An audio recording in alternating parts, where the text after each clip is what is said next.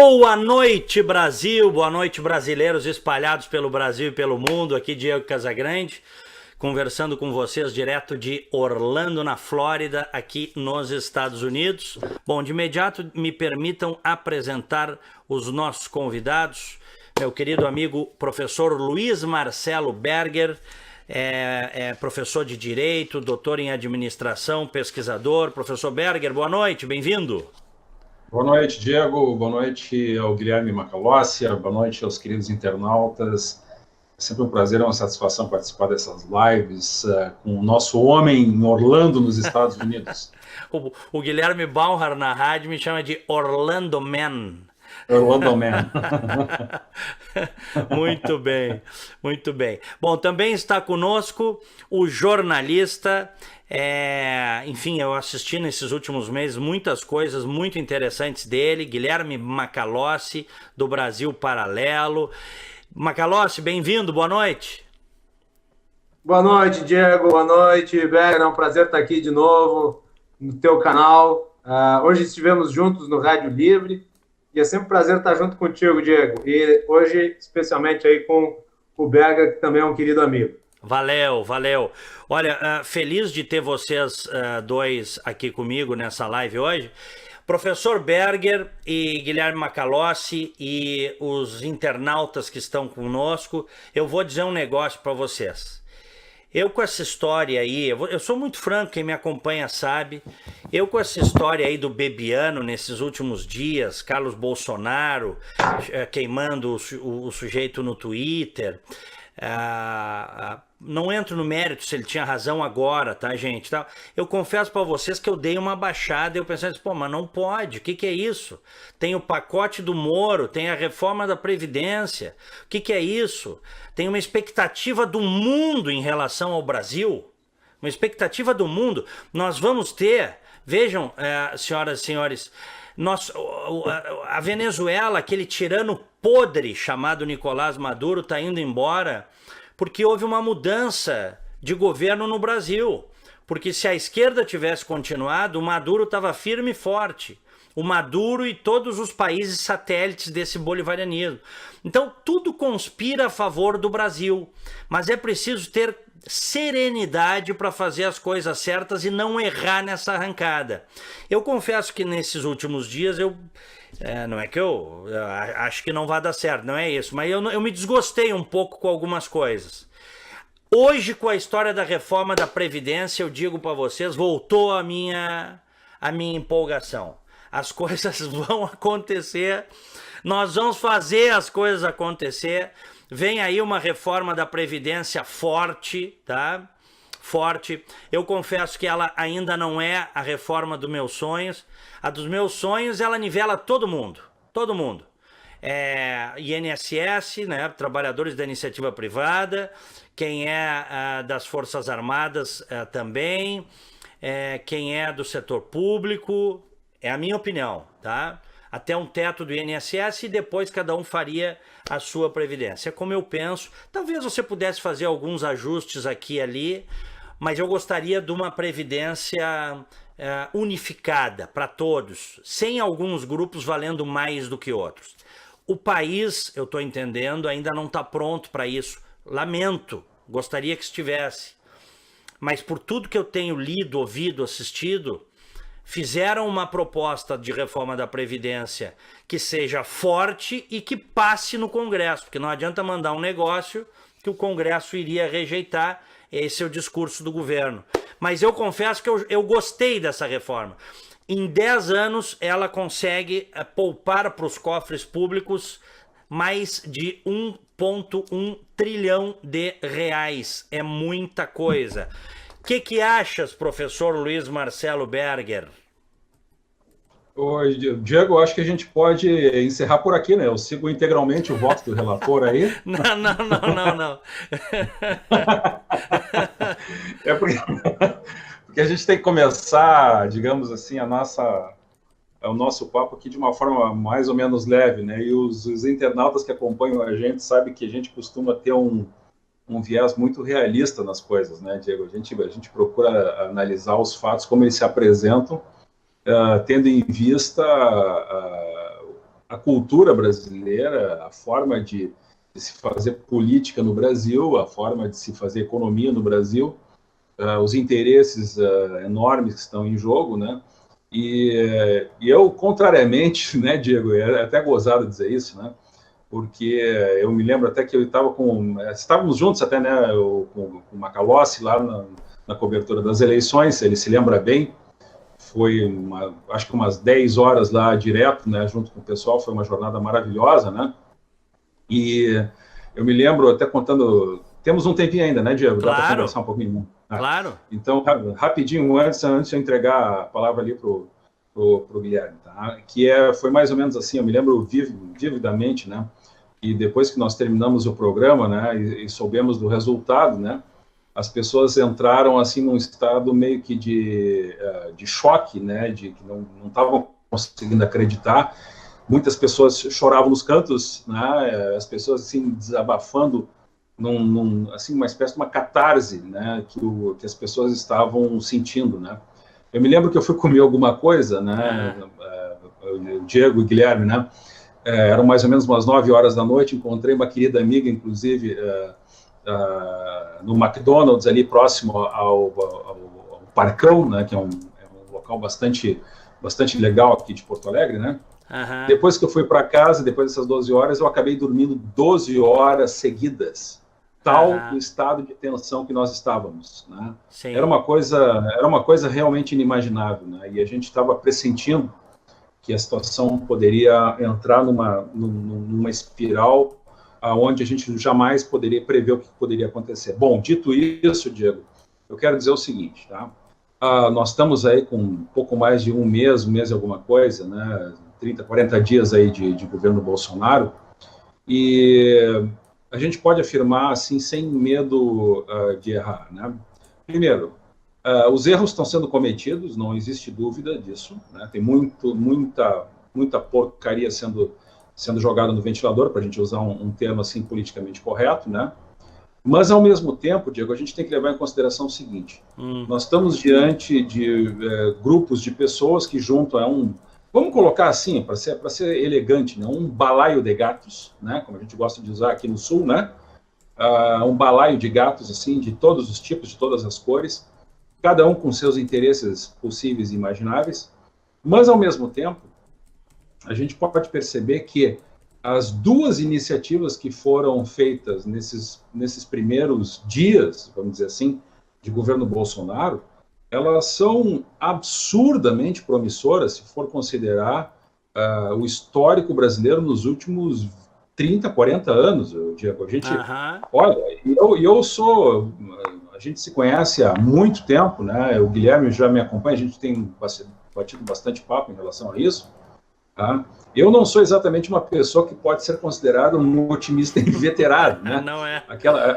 Aquela criatura que sai estourando, né? Foguete, né, de felicidade pelas coisas mais prosaicas que acontecem na vida. E eu sinto assim, Diego, e aos prezados queridos internautas que estão nos acompanhando, eu sinto, digamos assim, não só um alívio, mas eu sinto que a direção que está sendo tomada, ela é indiscutivelmente a melhor coisa que a gente poderia esperar nesses últimos dias. Não tem como ser diferente, né? Se a gente pegar o pacote que o ministro Moro colocou e a gente juntar o pacote agora que está sendo colocado pelo Paulo Guedes, é uma coisa extraordinária se você considerar os últimos 30 anos de Brasil, desde a Constituição de 88. Então, vamos dizer assim, com uma nota possível nesse momento, Diego, a gente pode até depois desmembrar alguns itens específicos dessa reforma aí, né? A gente pode dizer o seguinte, né? Está com 7 indo para 8 com louvor, porque nós estamos vendo que existem pessoas definitivamente em tentar resolver esse dilema brasileiro, que é um dilema catastrófico, para evitar, sim, que o país se torne uma nova Grécia. Eu acho que o grande problema, a gente já falou isso várias e várias vezes aqui, é que os interesses em jogo são muito grandes, né? Existe muita gente contra isso, porque são as pessoas que se beneficiaram dessa rede maldita de privilégios que foram construídas nos últimos, não só 30 anos, mas particularmente nesses últimos catastróficos 14 anos de lulopetismo do Brasil, que Muito literalmente bem. destruiu o país. Muito bem. Guilherme Macalossi, qual é a tua percepção agora dessa arrancada desses primeiros 50 dias de governo Bolsonaro? Como disse o Berger, tivemos aí alguns atrapalhamentos e talvez o mais grave de todos tenham sido nessas últimas 48 horas aí, em que houve muita tensão em virtude da divulgação dos áudios do Bibiano e do Bolsonaro. Eu fiz um comentário agora há pouco nas minhas redes sociais, no meu Twitter, eu tenho soltado assim, um drops a cada 2 dias comentando um assunto que eu acho que é importante, mas hoje o governo Bolsonaro viveu um dia de luxo, por assim dizer, né? A estratégia de apresentação da reforma da Previdência foi muito efetiva. Ela foi muito bem elaborada e ela foi cumprida à risca. E aqui eu quero destacar alguns pontos. Primeiro, o fato do presidente ter ido até o Nacional. Quem está com o legislativo? Eles adoram a paparicação. Exatamente. Então, nada mais prestigioso que o chefe do executivo, um gesto simbólico, ir visitá-los. Só que acontece o seguinte, ao tomar esta atitude, o Jair Bolsonaro gera 2 efeitos sobre a reforma da Previdência. Primeiro, ele engrandece o projeto. E segundo, ele coloca sobre o Congresso Nacional uma responsabilidade muito grande, que é a de aprovar o texto que foi submetido às casas, através daquilo que foi estipulado pela equipe econômica. Ao mesmo tempo, a equipe econômica ela foi muito feliz ao explicar detalhes importantes de um projeto que é extremamente abrangente, que vai impactar na vida de milhões de brasileiros. Hoje foi uma coletiva de várias horas, pormenorizada, cada detalhe foi devidamente explicado, cada situação foi esclarecida. Isso é fundamental, porque nós sabemos, daqui a pouco eu acredito que nós vamos entrar mais detalhadamente no que a reforma trata. Mas esses pontos todos são tratados obrigatoriamente, de forma falaciosa, pelo terrorismo político desses grupos que são a vanguarda do atraso e que jogaram o país na situação em que ele se encontra. Por fim, o presidente encerra o dia fazendo um pronunciamento à nação. Uma prestação de contas. Porque, afinal de contas, a reforma da Previdência vai mexer com a vida de todo mundo. Principalmente daqueles que vão se aposentar. Aliás, é para eles que a reforma da Previdência diz respeito. Não é em relação a quem já está aposentado. Quem já está aposentado tem direito adquirido e fica como está. Mas para todos aqueles que ainda vão se aposentar, que estão contribuindo com a Previdência alheia, trata-se de uma fala muito importante, um esclarecimento do presidente. Então, nós tivemos aí transparência, prestação de contas, cuidado e jogo político. Isso torna a coisa palatável. Agora, como eu disse hoje, lá no Rádio Livre, Diego e Berger, a grande função do governo, a partir de agora, é menos técnica e mais de articulação. Então, ele vai ter que se valer da sua base, dos seus maiores aliados, para que a reforma seja modificada o mínimo possível. Deve-se impedir o retalhamento da reforma, sob pena de ela perder a sua natureza.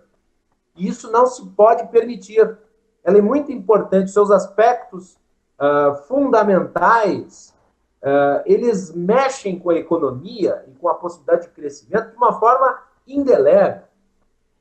E, ao mesmo tempo, é necessário combater as fake news, que esses grupos já devidamente mencionados vão usar para tentar incutir na cabeça das pessoas uma rejeição a um projeto que, diga-se de passagem, vai tratar muito menos do trabalhador privado e muito mais do servidor público. Então, no que concerne as modificações que a reforma traz, elas são bastante revolucionárias, por assim dizer. Ao mesmo tempo, ontem, o Sérgio Moro apresentou ao Congresso, também indo até a Câmara dos Deputados, o seu pacote anticrime. anticrimes, com uma série de ações que são fundamentais e que constituem uma base muito forte do eleitorado do Bolsonaro, que votou com a esperança de modificações abrangentes na política de segurança. Então, nós temos o Sérgio Moro apresentando o pacote anticrime, e nós podemos aqui entrar em detalhes se todas as modificações são adequadas, se essa ou a lei vão produzir esse ou aquele efeito, mas, de qualquer forma, um pacote, ou seja, faz parte de uma agenda positiva. E agora, o Paulo Guedes e o Rogério Marinho, o crédito deve se dar também a ele, apresentam, sob fiança do Jair Bolsonaro, esta enorme modificação na Previdência Social. Então, são duas áreas que estão efetivamente trazendo elementos positivos para a condução do governo. E eu acho que o Bolsonaro, o presidente, o seu círculo mais íntimo, deve se inspirar no dia de hoje para evitar que fatos como os do Bibiano se repitam. Porque na toada de hoje, o governo vai dar muito certo.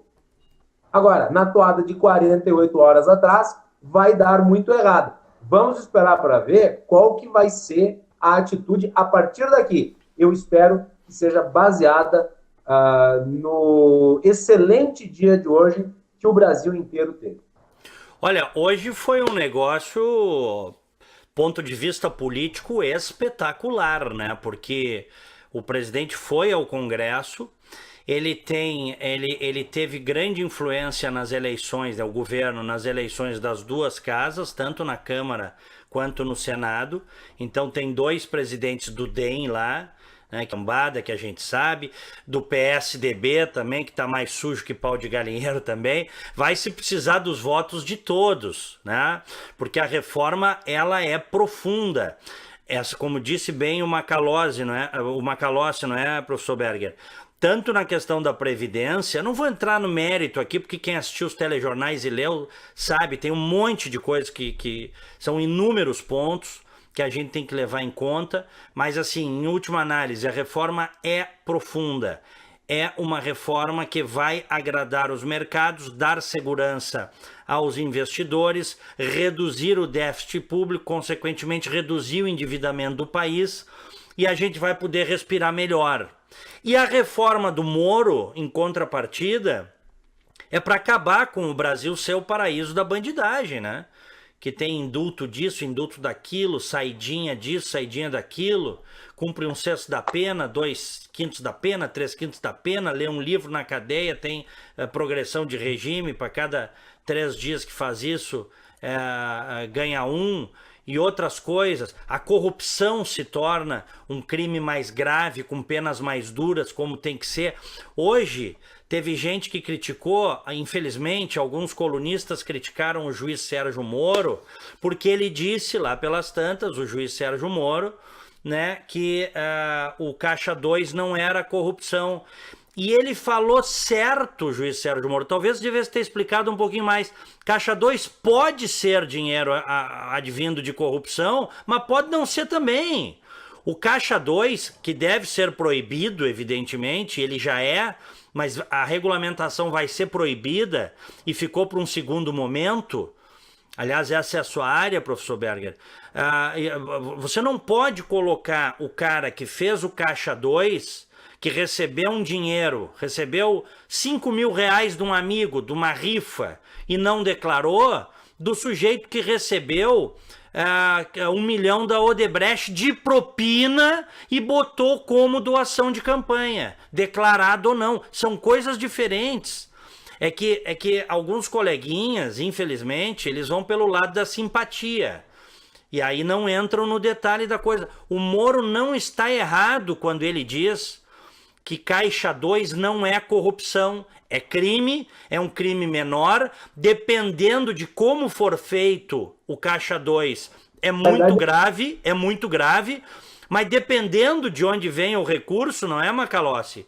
É simplesmente não declarar o recurso. O Caixa 2 é um ilícito eleitoral, é um delito eleitoral, mas ele não está tipificado no Código Penal. Mas ele quer tipificar, né? Esse é o ponto. Isso, o objetivo é esse.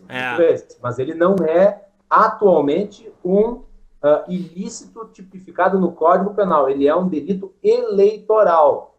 E obviamente, que isso o afasta do crime de corrupção. Aliás, foi um erro frequente da Operação Lava Jato jogar todo mundo no mesmo balaio de gato. Em alguns momentos houve isso, né? Porque assim, ó, nem todo... Olha, eu não estou aqui passando a mão de quem faz caixa 2, tá? Mas o caixa 2 é infinitamente menos importante e menos delituoso do que a propina. A propina é o quê? A propina é a obtenção de vantagem ilícita. É claro, é um Caixa toma lá 2 da não cá. necessariamente. É uma Aliás, venda. Tinha uma porção de gente, inclusive o Onyx Lorenzoni é mencionado assim, que recebeu caixa 2 e os empresários que passaram o dinheiro depois reclamaram que não receberam nada em troca. Então, não necessariamente caixa 2 é propina. São coisas diferentes. Mas o que eu notei, quero te ouvir também, Berger, o que eu notei é que muita gente se apressou em cair de pau no juiz Sérgio Moro. Ah, porque ele não mandou junto com o pacote o caixa 2. Pô, mas vem cá, vamos por partes. A política tem isso. Se tu manda tudo de uma vez sabendo que os caras não querem votar, de repente eles derrubam o pacote inteiro. Tiago, eu entendo o seguinte, vamos como diz nossos amigos Jack, né? Vamos por partes, tá? Uma das coisas que nós já aprendemos ao longo desses anos, né, é ter um pouco mais de serenidade para receber as chamadas críticas que são feitas e fazer aquilo que... Aliás, eu escrevi um artigo até que foi publicado no Opinião Livre, no teu site, né? Sobre o chamado novo jornalismo, né? Sim. Porque uma coisa que está muito clara é que o que está sendo escancarado hoje, né?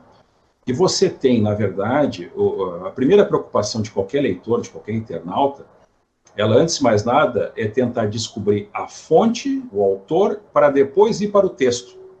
Ou seja, é uma inversão completa daquilo que já foi, algum dia, o verdadeiro jornalismo, né? Ou seja, se você pegar o Cronkite, se pegar todos os grandes comunicadores que praticamente criaram o jornalismo como a gente conhece nos Estados Unidos... Eu tenho o livro do Cronkite aqui.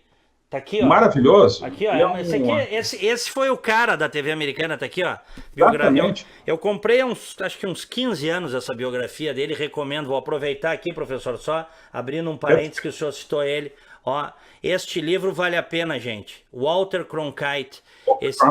Esse cara foi o grande âncora que inaugurou o jornalismo de âncoras na TV americana. Prossiga, professor Berger, por favor. Não, e o Cronkite, ele até hoje, ele é o paradigma, né, em termos assim de ética, em termos assim de qualidade, de texto, de comentário, de jornalismo, enfim. Ele até hoje, na minha modesta opinião, ele nunca foi superado em termos de qualidade daquilo que se faz como bom jornalismo. Ele é a régua pela qual os outros são medidos, né, até hoje, né? E aí, o Cronkite tem mais de 50 anos, ou seja, é uma coisa antiga, né? Bom, dito isso, tio, o que está acontecendo é que no Brasil, especialmente nos últimos anos, né, o jornalismo deixou de ser jornalismo. Então você tem hoje, comprovadamente, uma extrema imprensa. A extrema imprensa, ela não está preocupada em fazer averiguação de fatos. E mesmo naquelas questões, Diego, que a gente sabe que são delicadas, dentro do governo Bolsonaro, que a gente sempre comenta, e é bom que a gente sempre faça um parênteses em relação a isso, né?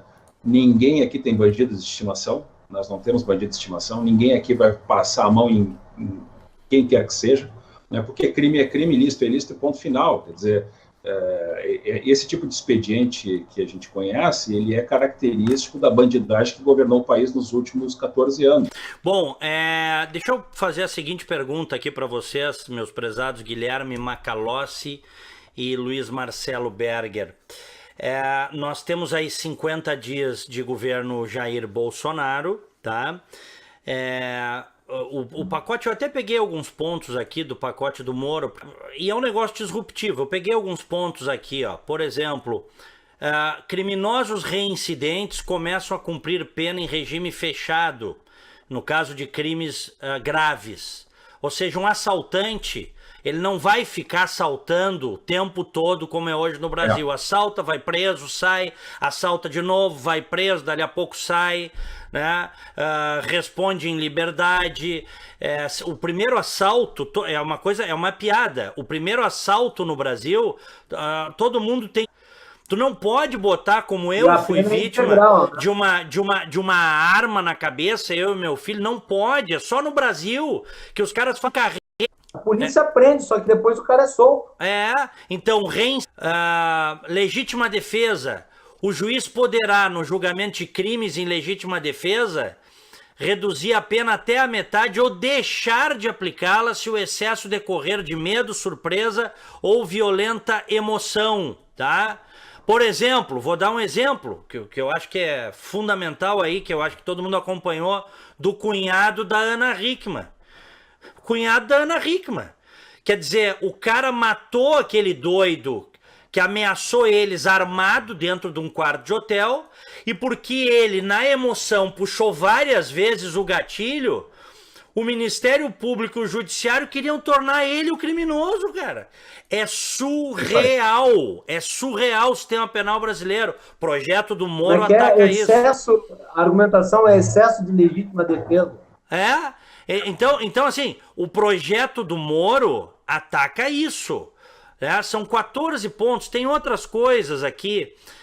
O plea bargain, tá? Que tem aqui nos Estados Unidos, que é o seguinte... o sujeito entrou... Eu acho que é importante até tu explicar bem isso aí, porque eu vi várias pessoas comentando, dizendo que os efeitos aí não foram dos melhores. O que é isso? Não, o plea bargain, os americanos adoram esse sistema. O professor Berger estuda isso, inclusive pode nos dizer. Explica o que é o plea bargain, hein, professor Berger? Vamos lá. São modificações muito profundas, tá, Diego e internautas e Guilherme, tá?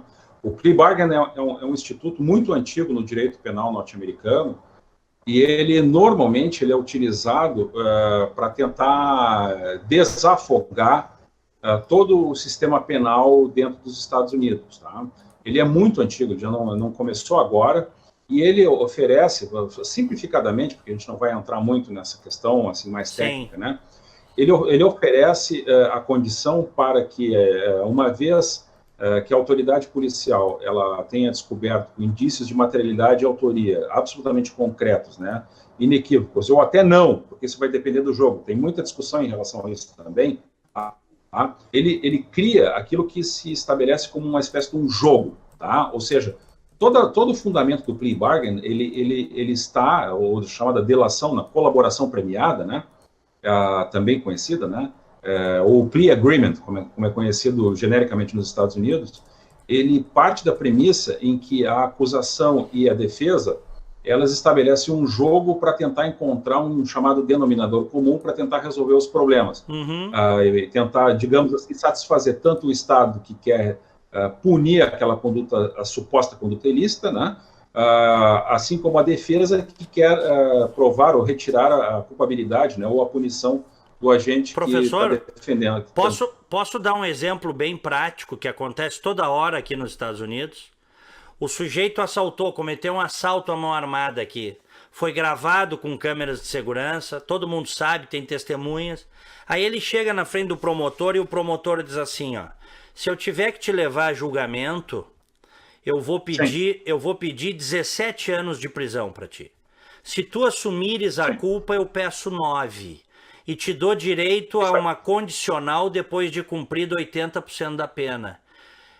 É pegar ou largar. Aí o cara assume e aí você queima, você impede de acontecer uma série de audiências, ritos, defesa, acusação, anos e anos para julgar um indivíduo que está preso. Tá? Porque a autoridade... Nós sabemos do tamanho da indústria recursal no Brasil. Claro. Principalmente para aqueles que têm dinheiro. Eu não sei, ô Macalossi, eu não sei, tu disseste que algumas pessoas, eu até imagino de onde tenha vindo, alguns juristas, criticaram o plea bargain. Eu não sei como é que Sim, eles... disseram que isso pode levar a várias pessoas que não cometeram crimes a confessarem crimes em virtude de acusações infundadas. Mas aqui nos Estados Unidos tem caras condenados à morte ou à prisão perpétua que negam, cara. Negam. Que negam, não tem. Quando o cara é inocente, e aliás muitos já saíram, né, professor Berger? Graças ao DNA, já saíram. O cara, quando é inocente, ele vai negar, ele não vai fazer acordo, né? E se fizer, é burro, porque... O Diego, deixa eu só fazer algumas considerações que são importantes. Por favor. Em primeiro lugar, tá? Não existe sistema punitivo, sistema penal perfeito em lugar nenhum do mundo. Tá? Não existe. Tá? Então, por que isso? Existe uma certa ilusão em todos os níveis, né, de que você vai conseguir resolver todos os problemas possíveis e imagináveis adotando alguma determinada ferramenta jurídica que tem bastante sucesso nos Estados Unidos, mas ela também tem muitos problemas, tá, Diego? Nós não vamos elucidar isso agora, não vamos tratar disso agora.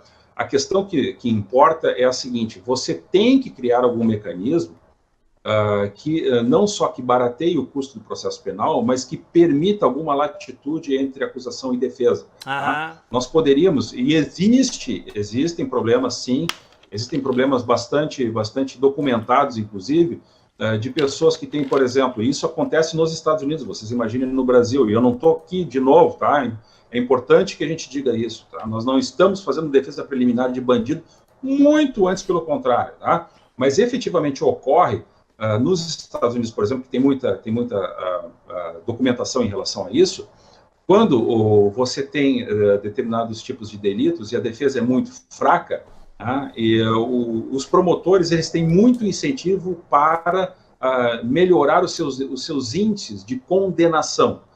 Então, eles preferem, e isso acontece, isso é fato, tá?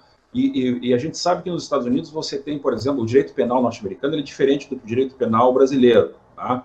O direito penal norte-americano ele não é nacional, ele é estadual. Cada estado tem as suas regras para você identificar, para você fazer condenação de crimes mais graves e crimes menos graves. Agora, professor, só uma questão aqui, um parênteses. O senhor assistiu Making a Murderer? Fazendo um assassino no Netflix? Making a Murderer? Eu conheço, mas eu não assisti. Olha, eu conheço, mas não. E o Macalossi assistiu ou não? Não vi. Bom, assistam, gente. Assistam. São 2 temporadas, tá? É uma história real de um sujeito que está condenado à prisão perpétua nos Estados Unidos. E eles estão acompanhando já faz quase 20 anos todo o processo dele, ele e um outro garoto. Eu estou convencido por tudo que eu vi que o sujeito é inocente, tá?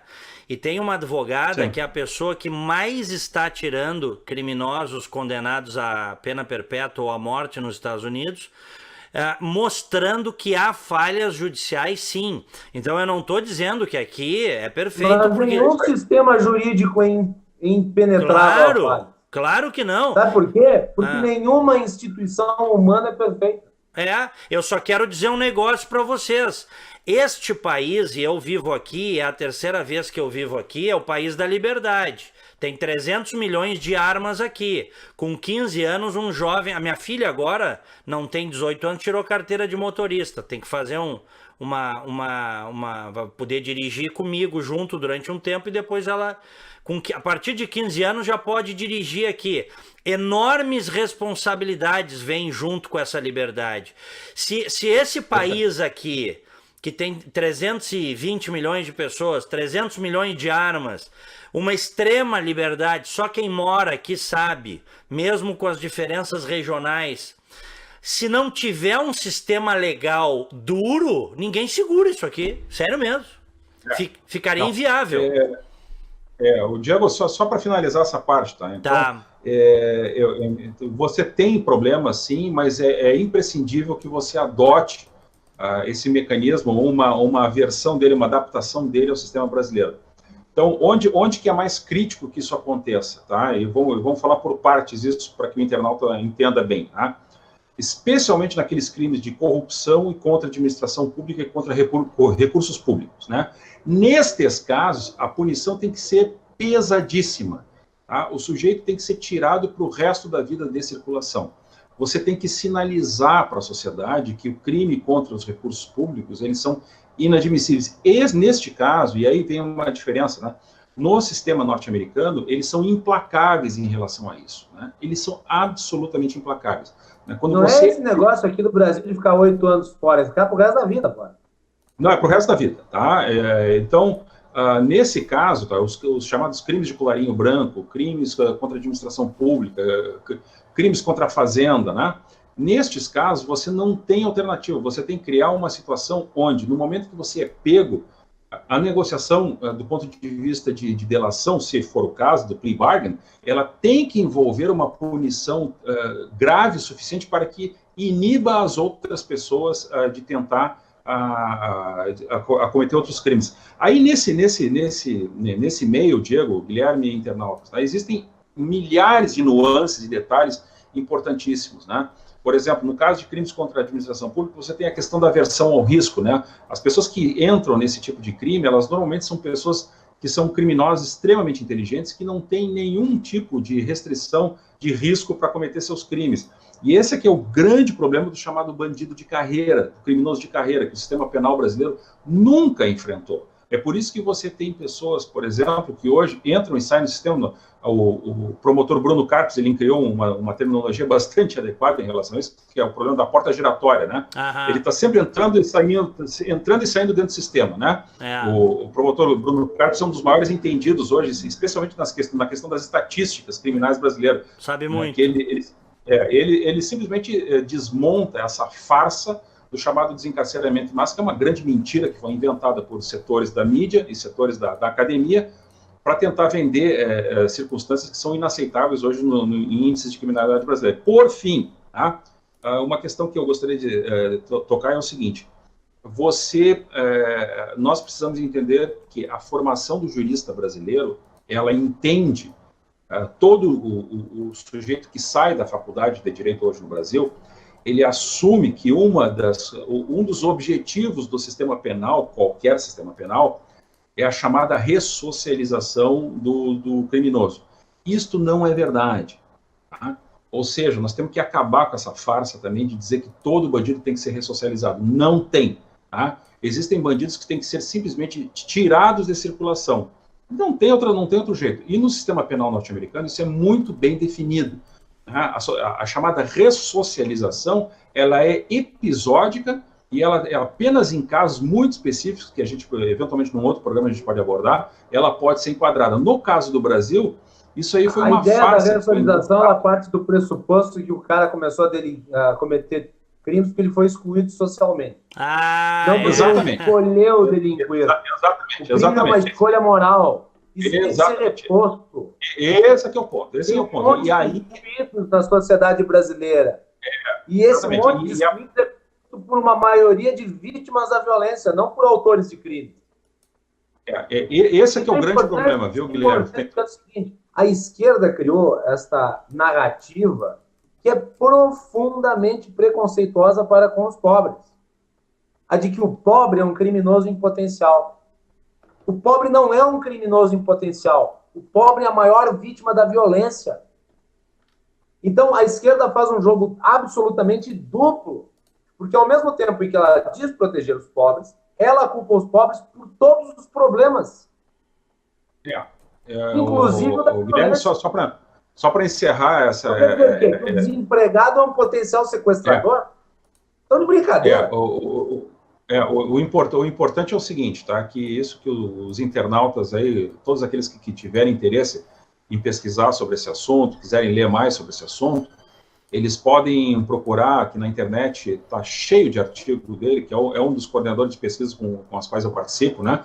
O professor Peri Chiquida, lá da Universidade do Oeste do Paraná, é um dos maiores entendidos hoje do sistema penal brasileiro. Tá? Eu, particularmente, já participei de pesquisas onde eu, pessoalmente, entrevistei pelo menos 50 apenados no sistema penal aqui do Estado, né?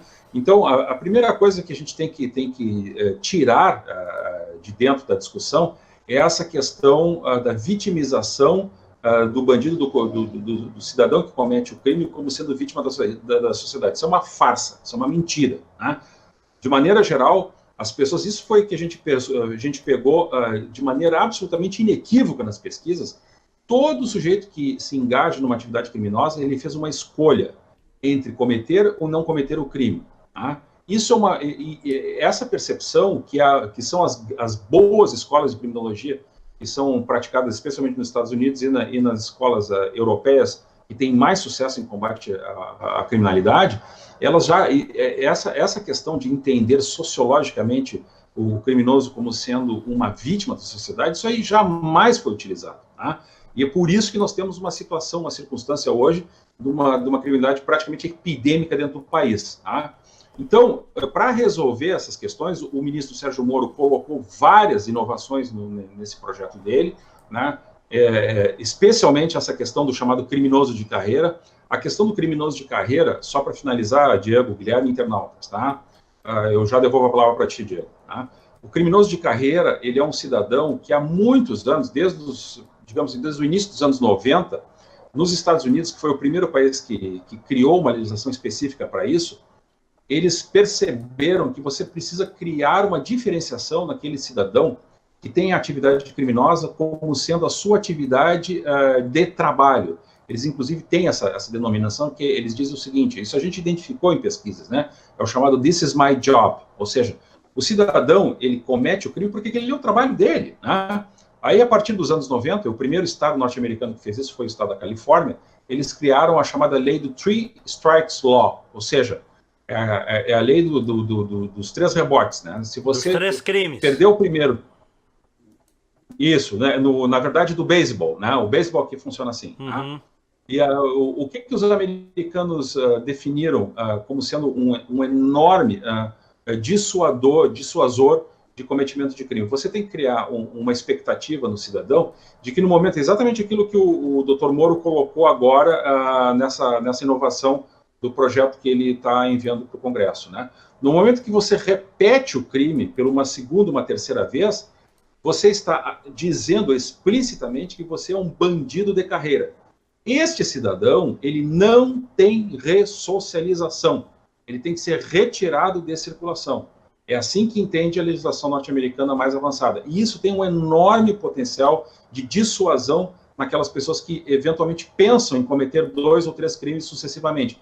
O sujeito que cometeu um assalto num determinado banco, ou mesmo assalto gravíssimo, por exemplo, em determinado restaurante ou posto de gasolina, a mão armada. No momento que ele comete o segundo e ele é identificado como criminoso de carreira, ele é retirado de circulação para o resto da vida. O jurista brasileiro, ele não está acostumado com esse tipo de raciocínio. Tá? Ele não está acostumado. Então, você precisa reverter a formação dos juristas, especialmente de juízes que hoje trabalham na esfera criminal brasileira e que não entendem da moderna teoria, da moderna criminologia empírica que é praticada nos países como os Estados Unidos. Muito bem, muito bem. O que achas, Macalossi? Só trazendo rapidamente ainda a questão da pobreza e o crime, eu não sou especialista na área como é o professor Berger, que é um estudioso. Eu mais ouvi do que comentei. Mas nessa questão que é de aspecto cultural, eu tenho uma última pontuação a fazer. É preciso entender a diferença entre o lugar onde o crime prospera e a razão de existir o crime. A razão de existir o crime é a escolha por delinquir. O local onde o crime prospera é provavelmente aquele onde não existe a ação do Estado. E daí a ação jurídica protetiva, portanto, a presença de instituições e de polícia. São exatamente as regiões periféricas e onde se concentram os bolsões de pobreza. É ali que o crime se prolifera, porque é ali onde tudo que há de ruim prolifera. Falta de esgoto, doenças, tudo que há de ruim prospera onde não existe uma sociedade devidamente organizada. Então, confunde-se deliberadamente o surgimento do crime em meio à pobreza como o fato de que a pobreza gera o crime. Não. o crime ele encontra condições na pobreza de se estabelecer. Essa é uma diferença importante. E a esquerda mente a respeito, dizendo que você precisa de políticas públicas para resolver o problema da violência. Então, mais escola vai gerar menos delinquência. Quer dizer que o analfabetismo leva ao cometimento do assalto? Será? Não, mas eu acho que não, mas o Macalossi, não há relação plena entre uma coisa e outra. Ô Macalossi, os maiores assaltantes do Brasil têm colarinho branco, Macalossi. Tiveram educação formal. Isso é uma falácia. Se desenvolvimento econômico gerasse necessariamente lei e ordem, a região Nordeste não seria a mais violenta do país, porque foi aquela que, durante o maior período de tempo no governo Lula e no governo Dilma, recebeu recursos, teve crescimento exponencial no número de empresas, número de geração de emprego. Entretanto, ao mesmo tempo que os índices econômicos subiam, os índices de criminalidade acompanhavam. Não existe relação de causa e efeito. Tu fosse chamado de brisolista hoje, né?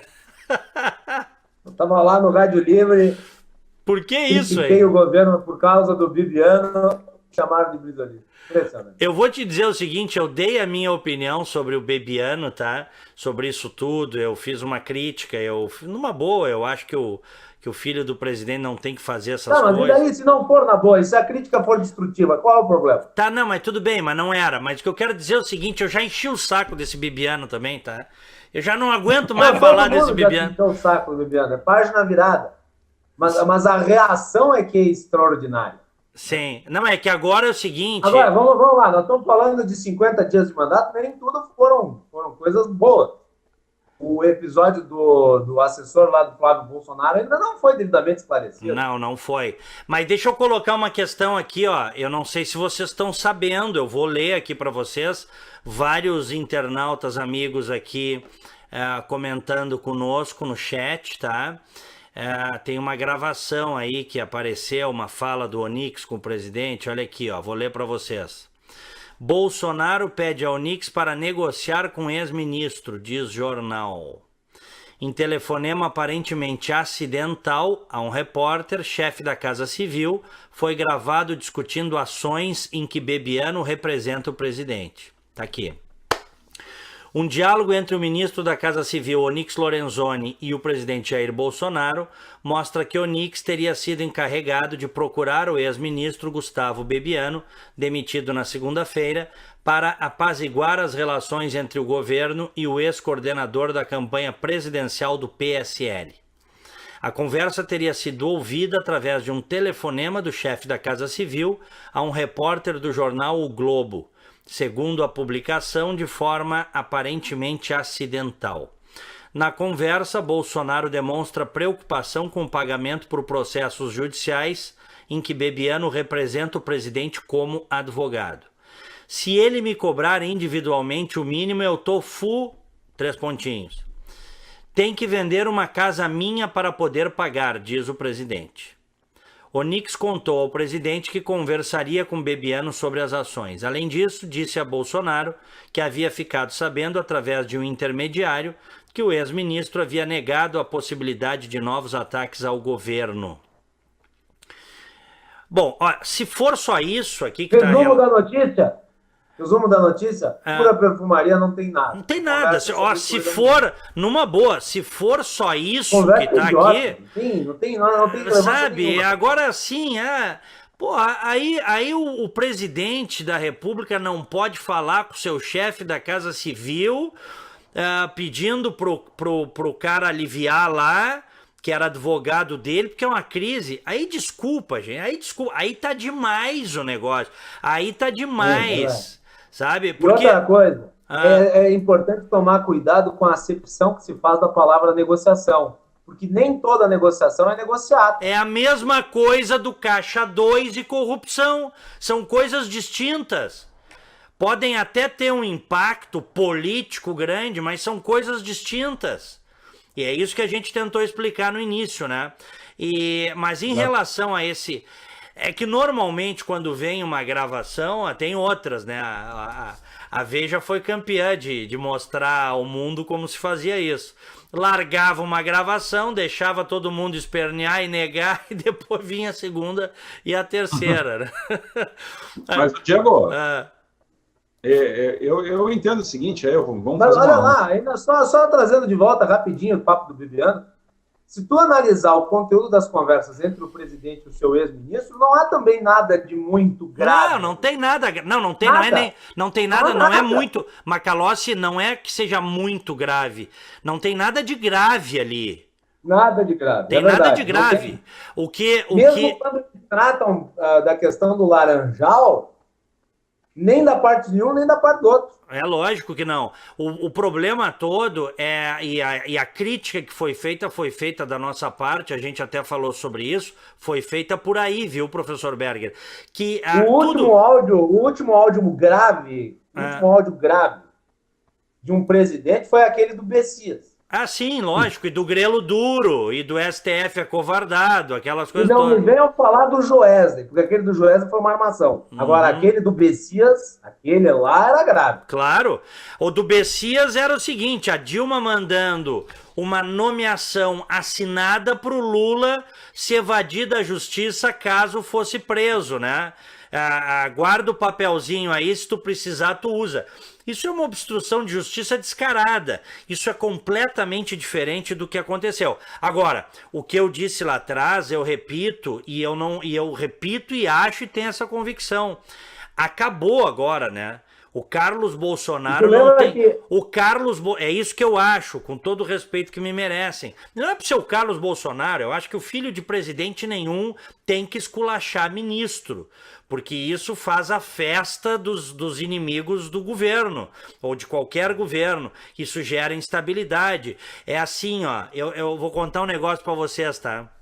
Eu tenho um amigo, talvez vocês até conheçam, mas eu não vou citar o nome aqui, evidentemente. Eu tenho um amigo, dono de empresa, há muitos anos me contou o seguinte, Diego, tu sabe que eu tenho 1 milhão de defeitos, mas tem uma coisa que assim, eu nunca resolvi problemas sérios esculachando um diretor, um funcionário na frente do outro. Mas quando eu me trancava com o cara sozinho, eu e ele... Cara, ele ouvia o que ele tinha que ouvir e às vezes até eu ouvia o que eu tinha que ouvir também, a gente quase saía na porrada. Isso funcionava na maior parte das vezes, mas eu jamais fiz isso de detonar um colaborador na frente dos outros. E é isto que eu acho que é um cuidado que tem que se tomar. Do ponto de vista... E eu acho que é importante aqui ressaltar o seguinte, Diego. Até agora, nesses primeiros 50 dias de governo Bolsonaro, os problemas que surgiram foram ocasionados internamente. Não foi sem ninguém dúvida. de fora que causou. Claro, houve a exploração, mas exploração você foi a ver, né? Agora, quem causou foram atores internos do governo. Por exemplo, aquele caso lá dos deputados do PSL que foram para a China. O rebuliço no dia. Foi a oposição que mandou eles para lá ou foram eles que voluntariamente aceitaram o convite do governo chinês? Foram eles. Foram. O caso agora do Bibiano foi o Carlos e o próprio Bibiano, porque os dois são integrantes do governo, eram integrantes do governo, um apoiador, que é o Carlos, que não tem função, o Bibiano, que era ministro. Então, os problemas mais recentes do Bolsonaro foram todos do seu círculo. A oposição não disse nada até agora. A única coisa que fizeram foi aquela cena patética hoje lá no Congresso, aquela meia dúzia de deputados do PSOL portando laranjas na mão. Isso é uma coisa ridícula, histriônica, lamentável. O governo só não dá certo se não quiser. Tem tudo para dar. Guilherme Macalossi, meu querido colega jornalista, grande prazer te ter comigo na live hoje e no Rádio Livre, no programa da tarde, né? Hoje foi jornada dupla, né, Diego? Foi jornada dupla, é isso aí. Mas eu quero dizer que eu sempre acho um enorme prazer participar dos programas que tu comandas, e tanto na Band quanto aqui no teu canal, tu sempre pode dispor da minha participação quando achar necessário. Eu encaro como uma convocação. Muito obrigado. Então e também foi um prazer em especial essa noite conversar com um amigo, professor Berger, que é uma mente iluminada aí, e um grande especialista na área administrativa e penal. Um abraço, Berger. Obrigado, Diego. Valeu. E boa noite a todos os que nos prestigiaram com audiência e comentário. Valeu, obrigado. Show de bola. Professor Luiz Marcelo Berger, outro querido amigo, obrigado pela presença aqui na live desta noite. Obrigado, Diego. Obrigado ao Guilherme. Obrigado aos prezados queridos internautas. Sempre um prazer, uma satisfação estar aqui para a gente enriquecer o debate, a gente aprender bastante e ilustrar as pessoas na medida que a gente pode, né? E tentar serenar os ânimos, que eu acho que a gente precisa serenar os ânimos e fazer com que as coisas andem, porque todo mundo vai ganhar com isso. Obrigado pelo convite mais uma vez, Diego. Um forte abraço a todos. Obrigado pela presença. Valeu. Obrigado, professor Berger, de novo. Obrigado ao Macalossi e obrigado a essa grande audiência espalhada pelo Brasil e pelo mundo. Aqui, Diego Casagrande, conversando com vocês direto dos Estados Unidos. A gente se vê, tá bom? Fiquem com Deus. Tchau.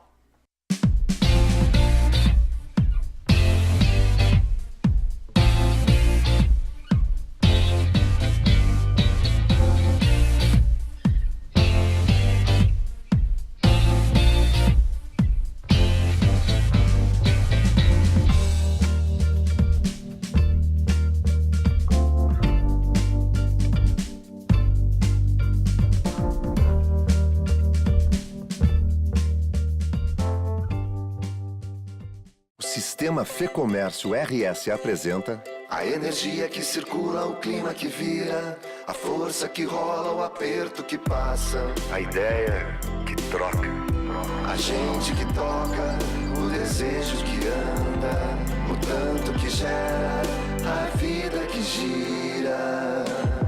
Sistema Fê-Comércio RS. Com você, a gente faz a economia girar. Com você, a gente faz a vida se movimentar. Sabe onde fica a Unimed mais próxima? Na sua mão. Baixe o aplicativo Unimed Porto Alegre e encontre diversas facilidades como demonstrativo de imposto de renda, fatura digital, guia médico e rede credenciada, acompanhamento de autorizações e muito mais. Tudo isso em um novo visual com telas de fácil navegação. Baixe agora e aproveite essas e muitas outras funcionalidades que vão facilitar a sua vida. Unimed Porto Alegre. Cuidar de você. Esse é o plano.